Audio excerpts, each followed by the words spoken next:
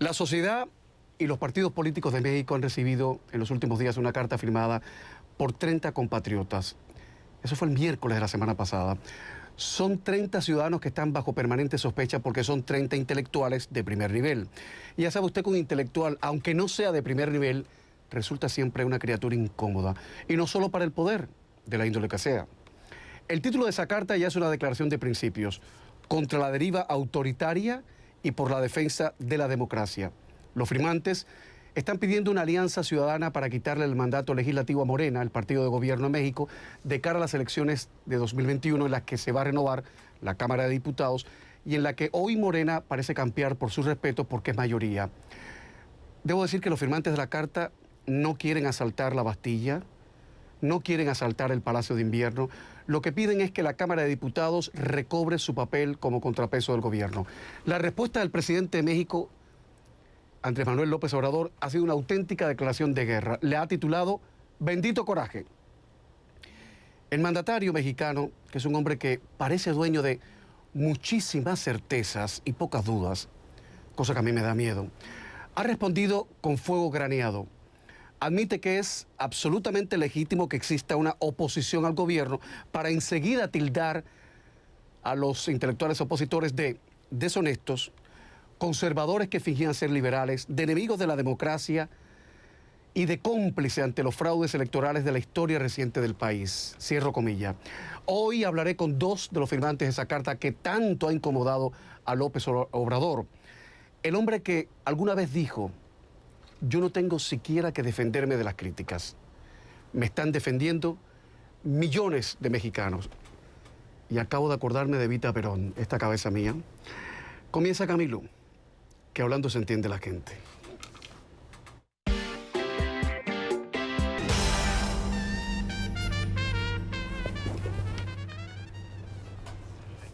Atención que el punto de encuentro será numeral Camilo AMLO, para que ustedes opinen, para que ustedes también participen en esta conversación, porque no nos gustan los monólogos. El gabinete de crisis lo integran hoy el sociólogo y antropólogo Roger Bartra. ¿Cómo está usted, señor Bartra? ¿Qué tal? Buenas noches, ¿cómo están? Un placer estar Gracias por estar en el programa. Y está también Jorge Castañeda, ex canciller de México, escritor y analista político, colaborador de CNN. Bienvenido, Jorge. Hola, ¿qué tal, Camilo? Roger, qué gusto estar contigo. Un placer, Jorge. Bueno, bienvenidos todos. Bienvenidos. Voy a comenzar con el señor Castañeda. Me llama la atención, Jorge, que el presidente López Obrador en su carta de respuesta diga que no cree que, y cito, no cree que la mayoría del pueblo apoye el regreso al país de los potentados, de los intelectuales orgánicos, de los privilegios, de la hipocresía, de la marginación, del clasismo y el racismo. Fin de la cita. El presidente López Obrador lo dice como si su gobierno hubiera eliminado esas lacras. ¿Qué opinión le merece esto, Castañeda?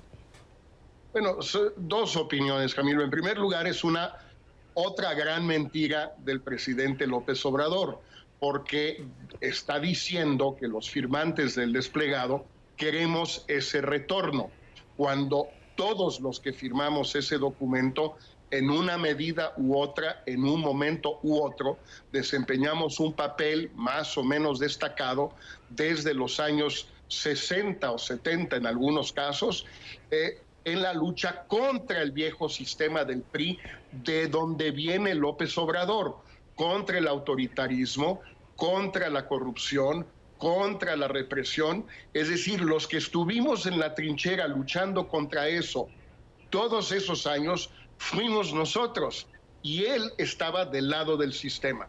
Ese es un primer punto. Pero el segundo punto es que todo eso que él dice, ahí sigue. La corrupción ahí sigue. Todos los días hay un nuevo escándalo de corrupción. El de hoy es el del hermano de la secretaria de la Función Pública, Irma Sandoval, y este hermano con una cantidad de casas y donaciones y herencias que salen en primera plana de un periódico. Todos los días hay un nuevo escándalo. Entonces, esta idea de que él ya cambió todo con varita mágica, pues es una gran mentira también. Señor Bartra, Roger Bartra, ayúdeme a entender lo que en este programa llamamos la letra pequeña de la vida, de la actualidad. El hecho de que, pregunto, deberíamos tener en cuenta el hecho de que la carta, que vuestra carta, la que ustedes han firmado, apareció en el diario Reforma y que la carta de intelectuales pro López Obrador, gente que defiende a López Obrador, ha sido publicada en las últimas horas en el diario La Jornada con el emblema del partido del gobierno. ¿Debemos tener en cuenta ese detalle? Bueno, ese detalle simplemente refleja las orientaciones políticas de dos diarios. Ahora, nosotros los firmantes, los 30 firmantes de ese llamado para detener la deriva autoritaria, no formamos parte del diario Reforma, no formamos parte, no somos siquiera un grupo, pero nos hemos puesto de acuerdo en algo muy importante, que es mostrar que no solamente, como decía mi amigo Jorge, no solamente hay corrupción evidente entre los miembros del gabinete o sus cercanos, sino que hay una corrupción política de raíz y que es la que ha permitido que haya esta deriva autoritaria. Esa corrupción de origen consiste en que el partido oficial y sus aliados han conseguido una aplastante mayoría en el Congreso que no corresponde a la votación que obtuvieron esos partidos. Esa sobrerepresentación es anticonstitucional, viola la Constitución y se logró con la manipulación y el uso de una ley secundaria sobre alianzas. Hicieron ya de entrada trampas y además compraron diputados a otros partidos, de tal manera que ya tenemos de entrada un problema de corrupción política que apuntala el autoritarismo que estamos viviendo y que tememos que empeore, y que por eso en este llamado hemos solicitado a los ciudadanos que reflexionen y a los partidos que son los que van a contender que hagan algún tipo de alianzas y detengan esta deriva. Señor Bartra, en esa carta de los intelectuales que apoyan a López Obrador y que fue publicada en el diario La Jornada el viernes, se les tilda a ustedes, los 30 firmantes de la carta contra López Obrador, de ser gente afín al viejo régimen. ¿Usted tendría la gentileza de explicarnos a qué llaman en México el viejo régimen y el nuevo régimen, como si estuviéramos en Francia? Porque del lado de acá, la percepción que tenemos los que vivimos del lado de acá es que en México, mal que bien, hay una continuidad política. Hay una especie de mismo régimen que se sigue perpetuando. Entonces, ¿a qué le llaman ellos el viejo régimen y el nuevo régimen? Para entendernos.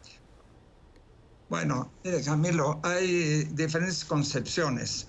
Yo he utilizado en muchas ocasiones la idea de que existía, después del proceso de transición democrática que ocurrió a finales del siglo pasado, un peligro de restauración del antiguo régimen. ¿Y a qué me refería? Ese antiguo régimen es el régimen del partido autoritario, nacionalista, revolucionario y del PRI. Ahora, cuando el presidente López Obrador se refiere a restauración, un término que él no ha utilizado mucho y que de alguna manera tiene la maña de robarnos, se está refiriendo simplemente a los gobiernos que ganaron y que gobernaron, a los gobiernos que ganaron después de la transición democrática gracias a las nuevas condiciones. La democracia en México llegó por la derecha, por partidos de derecha, sobre todo el PAN.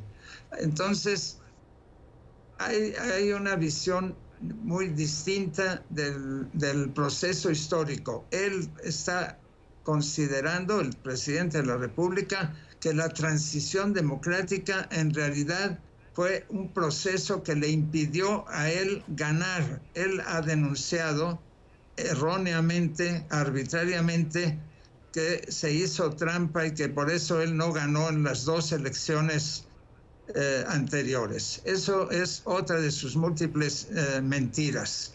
En esto, por cierto, entre paréntesis, se parece muchísimo a Donald Trump, que es un mentiroso, bueno, como todo el mundo sabe. De Trump y de esa luna de miel entre Donald Trump y López Obrador vamos a hablar más adelante, porque justamente hace apenas 24 horas el presidente Trump ha arremetido contra México en los peores términos en su televisión, en la televisión trumpista, en Fox News, y ha dicho que ustedes en México no están ayudando a Estados Unidos con la pandemia y que gracias a que él pudo construir prácticamente su muro, el COVID-19 no ha sido tan terrible en los Estados Unidos, cosa que es mentira, porque estamos de COVID hasta aquí. Estamos de COVID hasta aquí. Todos tenemos miedo del COVID. Yo estoy en este estudio y tengo miedo de lo que puede pasar por haber venido a este estudio, que yo quise venir. Pero vivimos con una espada de Damocles encima por la ineptitud del gobierno de Donald Trump ante la pandemia. Hay que decirlo alto y claro, punto. Señor Castañeda, voy a poner publicidad, pero antes, y no quiero que se me ríe en la cara, por favor, Castañeda, los firmantes de la otra carta, la que apoya a López Obrador, dicen que bajo el actual gobierno nadie ni nada ha sido censurado en México. ¿Cierto o falso? Mira, como muchas de las mentiras de López Obrador, es una media verdad, media mentira. Censura de que un medio de repente no pueda publicar una noticia, divulgarla, un hecho, un acontecimiento, a una persona, un columnista, un conductor. En esos términos no. Lo que sí ha sucedido es que en un conjunto de medios masivos o de escasa circulación, dependiendo, mucha gente que antes trabajaba, escribía, conducía, comentaba en esos medios, han ido saliendo de esos medios. Hay muchos ejemplos. En muchos casos se puede afirmar que fue por motivos económicos, pero después hay que preguntarse cuáles son los motivos económicos. Por ejemplo, la publicidad gubernamental se ha concentrado masivamente en 3 empresas, Televisa, TV Azteca y La Jornada, mientras que los demás periódicos en México han recibido muy poca publicidad gubernamental. No es una forma de censura abierta, explícita, virulenta, sí es una forma de control de los medios, sin la menor duda. El cartero llama 2 veces, haciendo una referencia de una novela literaria, de una novela legendaria, y el presidente López Obrador se indigna 3 veces. Publicidad, y estamos de vuelta para intentar buscar la respuesta a la siguiente pregunta. ¿Por qué el presidente López Obrador ha reaccionado de un modo tan contundente a esta carta de estos 30 intelectuales burgueses, superburgueses o pequeños burgueses que quieren el antiguo régimen, según el presidente López Obrador?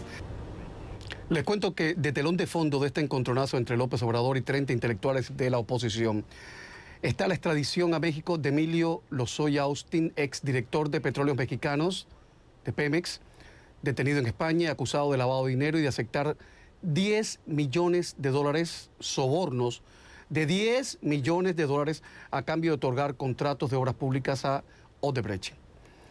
Señor Bartra, ¿por qué dice usted que esa extradición tiene un evidente tufo electoral si es algo que necesita México urgentemente?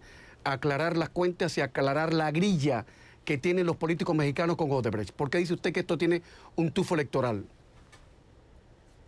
Es un problema electoral porque evidentemente, según reveló el propio presidente, hay un pacto entre el gobierno y el exdirector de Pemex para ensuciar lo que él llama el antiguo régimen, es decir, el sistema parlamentario, las representaciones parlamentarias en el Congreso.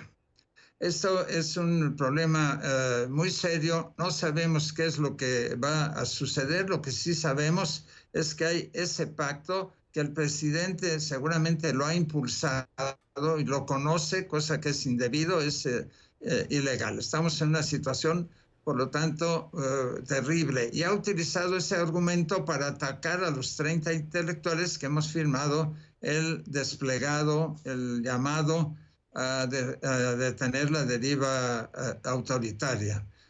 Yo creo, es mi opinión, creo que es algo muy importante que aclarar, que estamos ante un fenómeno muy peculiar. Hay que decir, López Obrador no es un presidente de izquierda. Eso es algo que yo creo que es muy importante entender. Él representa un oscurantismo ligado a un populismo de derecha reaccionario. Y ese oscurantismo, ese populismo de derecha en México como en muchos otros lugares, sobre todo en Estados Unidos con Trump, es evidentemente expresa actitudes anti-intelectuales. Los intelectuales son tremendamente incómodos a los gobernantes populistas. Los insultan, los desprecian, y eso es lo que está ocurriendo en México, y eso lo ocurre también con Donald Trump en Estados Unidos. Un intelectual siempre es un hombre bajo sospecha. No hay de otra, es la neta, como dicen ustedes en México. Jorge Castañeda, alguien ha dicho que el señor López Obrador es un populista de izquierda que hace política neoliberal. ¿Esa caracterización es correcta o está sobredimensionando la figura del señor López Obrador? Bueno, yo estoy totalmente de acuerdo con Roger Bartra. No, de izquierda no tiene nada, salvo algo de retórica trasnochada que pertenece no a otra época, a otro siglo. Sus medidas, la manera, por ejemplo, en que ha enfrentado la pandemia, el COVID en México en términos de política económica, es mucho más conservador o reaccionario que el propio Trump, ya sin hablar de gobiernos también considerados de derecha, como el de Sebastián Piñera en Chile o incluso el de Bolsonaro en Brasil. Cero apoyo fiscal, cero apoyo a la gente que pierde su empleo, cero apoyo a las pequeñas y medianas empresas para que no despidan gente. Es decir, es una típica política ultraconservadora a la derecha de los gobiernos más conservadores que hemos visto. Lo mismo ha hecho, por ejemplo, como Trump con el tema del tapabocas o mascarilla. No se lo quiere poner, solo se lo puso cuando tomó el avión de una empresa norteamericana, por cierto, a Washington para visitar a Trump. En la Ciudad de México o en sus giras en México no se pone el tapabocas. ¿Por qué? Porque considera que es una medida indebida, que no hay que hacerlo. Entonces, no tiene nada de izquierda López Obrador, salvo esa retórica que sí le encanta mucho porque le permite colocarse, digamos, en lo que él cree que es una narrativa de la historia de México. Pero curioso, debo decir que el presidente Trump aterriza ahora diciendo que usar el tapaboca es patriótico. Bueno, a ver si recordé, porque como él hace todo lo que... Bueno, igual lo imita. Ya se lo pone. Bueno, yo recordé al principio, cuando cité a López Obrador, recordé a Evita Perón. Pero ahora que cito al presidente Trump, que dice que el tapaboca es patriótico, he recordado a Pablo Neruda. El gran Neruda decía que no hay palabra más fea que patria, por la manipulación que han hecho de ella los patrioteros, no los patriotas, los patrioteros. Jorge Castañeda, ¿de qué calibre podría ser la información que Emilio Lozoya Austin, el exdirector de Pemex, de Petróleos Mexicanos, ofrecería sobre la corrupción durante el sexenio de Peña Nieto y también probablemente en la administración de Felipe Calderón? Lo que este hombre pueda contar a la justicia mexicana, ¿de qué calibre puede ser?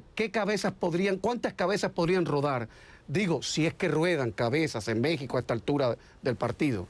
¿Cómo lo ves tú? Mira, Camilo, en primer lugar, el tema no es lo que vaya a declarar a la justicia. Hay lo que va a declarar a la prensa y hay lo que se va a poder judicializar en un tribunal ante un juez. Es mucho más probable que se trate de un juicio no a Lozoya, sino al gobierno de Peña y en su caso al de Felipe Calderón, en los medios pero que no va a tener consecuencias jurídicas, porque todo parece indicar no solo que hay un acuerdo, ya lo dijo López Obrador, sino que es un acuerdo para un linchamiento público, mediático, no para juicios en tribunales. Yo tengo la impresión que va a haber una campaña feroz contra muchos funcionarios del gobierno de Peña y quizás el propio Peña Nieto, pero que no va a caer a la cárcel nadie, incluyendo el propio Lozoya, que ya pactó su libertad junto con la de su madre, su hermana y su esposa. Este es un típico caso de un chivo expiatorio, como hemos visto en México en casi todos los sexenios, desde la época de Miguel de la Madrid en los años 80. Yo no veo por ahora la novedad. O sea, el gato pardo en versión mexicana. Atención, señores, con el numeral Camilo AMLO, ustedes participan en el programa. Por cierto, caballeros, Bartra y Castañeda, en numeral Camilo AMLO, algunos le piden la cabeza, están diciendo cosas horribles sobre ustedes, otros están diciendo cosas maravillosas y me están preguntando que cuándo voy a preguntarles a ustedes sobre la visita de López Obrador a la Casa Blanca para hablar con su amigo, porque se dijeron tantos piropos que yo pensé francamente, o que nos estaban engañando ellos dos, Trump y López Obrador, o que era una obra de teatro muy mal montada, hecha por amateurs, por aficionados. De eso voy a preguntar justamente después de la pausa. Estamos hablando hoy de México, del México de AMLO, del México transformado por AMLO, según AMLO, hoy aquí, en CNN en español. Ya volvemos. Hasta ahorita. Sigue Camilo por Facebook y también en Twitter. La imagen de dos cuates, de dos amigos, López Obrador y Donald Trump en la Casa Blanca. Eran puras caritas, ojitos, caída de ojos, boquitas. Él le decía, en un momento dado yo pensé que uno le iba a cantar al otro You Got a Friend, aquella canción de Carole King, que cantaba James Taylor también, que la canta como los dioses, porque era maravilloso. Es como si se hubiera archivado todo lo que Donald Trump habló en contra de los mexicanos. Señor Roger Bartra, sociólogo, antropólogo y académico, ¿para qué fue López Obrador a la Casa Blanca? A ver si yo puedo entenderlo, porque yo soy un poquitín limitado. ¿A qué fue este hombre a la Casa Blanca? Pues yo creo que es muy sencillo. Fue a la Casa Blanca porque se lo ordenó el presidente Trump. Ese es uno de los acontecimientos más indignos y vergonzosos que pueda yo recordar en los últimos años. Ese es el principal motivo. Fue obligado. En la terminología antigua de la izquierda se podría decir, en broma, que López Obrador se comportó como un títere del imperialismo. Ese es más que evidente. Puso condiciones, hubo un pacto para que no avergonzase en esos momentos al presidente mexicano con los insultos que acostumbra a emitir el señor Trump. Pero esa es la motivación principal. Y esta además tuvo al igual que el caso de Lozoya, tiene una motivación electoral, pero sobre todo en Estados Unidos. El presidente mexicano fue a apoyar la campaña por la reelección del presidente de Estados Unidos. Me parece que es realmente un acto vergonzoso y que muestra lo que yo decía hace rato. Nosotros en México no tenemos un presidente de izquierda, ya lo decía también Jorge, Camilo, tenemos a un presidente populista de derecha. Y no me parece nada raro que se entienda muy bien con el populista de derecha del otro lado de la frontera norte.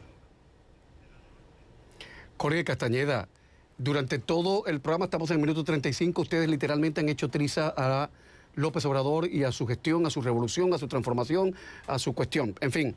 Pero hay que significar y admitir que mucha gente sigue a López Obrador y mucha gente desde la izquierda, incluso la más cerril, la que echa de menos todavía el muro de Berlín, apoya a López Obrador.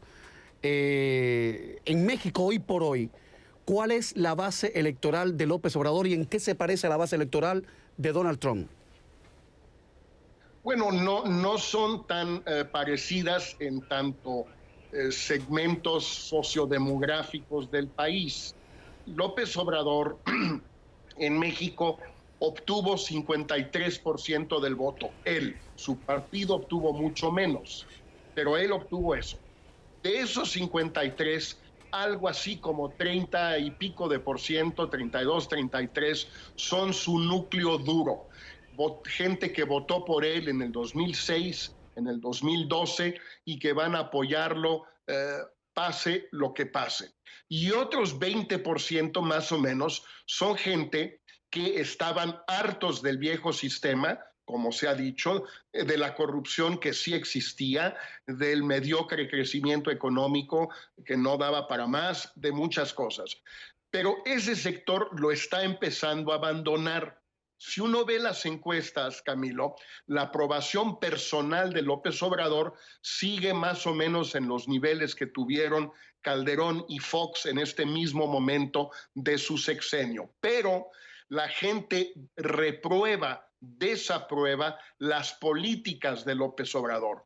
Cómo está manejando la pandemia, cómo está manejando la economía, cómo está manejando la lucha contra la corrupción o la pobreza, la salud.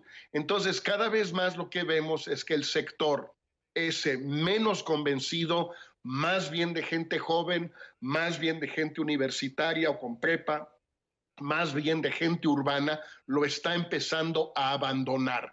En ese sentido sí se parece un poco a Trump. ¿Quiénes han abandonado a Trump? Por ejemplo, las mujeres con un título universitario en Estados Unidos. Biden le lleva una ventaja de casi 30 puntos a Trump entre mujeres con título universitario. Ahí sí hay un parecido. Roger Bartra, Jorge Castañeda, les agradezco que hayan estado en el programa. 12 intelectuales que han formado parte de los 30 que han firmado esa carta contra, no contra López Obrador, fíjense, sino con lo que ellos están pidiendo, que es que la Cámara, el Congreso, sea de verdad un contrapeso ideológico. Son 12 intelectuales que están bajo sospecha, como cualquier intelectual, y que están hoy en el programa. Me gustaría precisar algo porque están preguntando en numeral Camilo AMLO, ¿qué tipo de gente, qué tipo de escritores, de artistas, intelectuales firmaron esta carta? Alguien con mucha retranca me dice, ¿cuántos están pagados por la Fundación Ford? ¿Cuántos están pagados por la Casa Blanca? ¿O cuántos están pagados por el gobierno cubano? Dígame usted que cambalache, ¿no? La Fundación Ford y el gobierno cubano. Vamos a publicidad y a ver si me responden esto y nos enteramos todos quién es quién en esa carta. Hay un televidente que ha puesto el grito en el cielo, el do de pecho ha llegado aquí. No sé en qué país me escribe, desde qué país me escribe, pero el grito lo he escuchado acá. Giorgio Massa, el señor Giorgio Massa, dice que es horroroso que los tenga ustedes, al señor Roger Bartra y a Jorge Castañeda en el programa, porque ustedes forman parte de los mal llamados intelectuales que durante 90 años representaron al PRI y al PAN. Mi pregunta es, ¿cuál es el tipo de personas que firmaron esta carta? Estos 30 intelectuales que firmaron esta carta contra López Obrador, ¿quiénes son? ¿De qué en el arcoíris político, qué colores comparten? Si es la izquierda, la derecha, la extrema izquierda, para poner las cosas en su sitio. Bartra, adelante, por favor. Camilo, es la principal característica intelectuales que firmamos ese llamamiento, ese desplegado, es la enorme pluralidad. Desde el punto de vista político, ideológico, filosófico, etcétera, hay una disparidad enorme. Representamos posiciones muy, muy, muy diferentes. No hay en ese sentido nada. Y esa es una de las cosas que desde el comienzo, quienes comenzamos a organizar esto, buscamos. Una máxima pluralidad, un abanico amplísimo de posiciones, de intelectuales que incluso se han discutido y han tenido peleas o discusiones muy fuertes.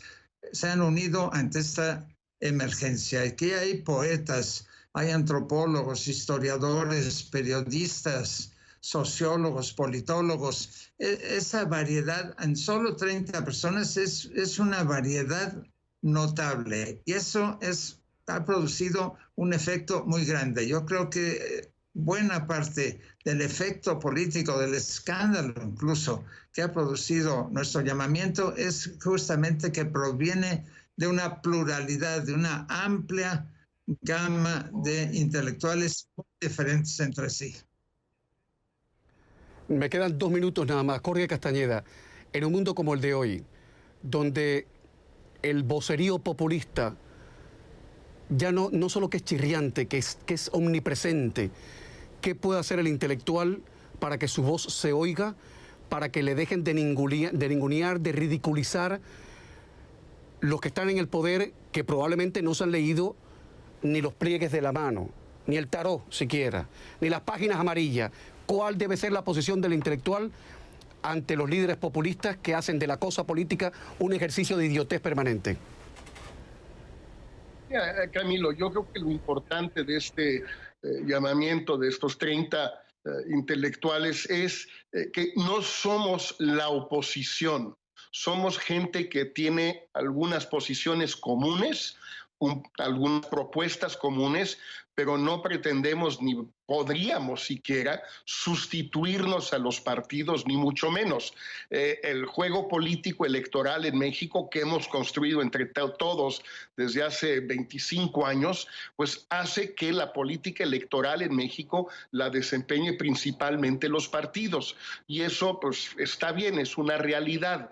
Nosotros lo que hacemos es simplemente dirigirnos a la sociedad, no a López Obrador, para plantear nuestras preocupaciones, cuáles las que son comunes a este grupo de 30 personas, como decía Roger, tan diverso, en todos los sentidos, de profesión, de generación, de ideología, de historia personal, de todo.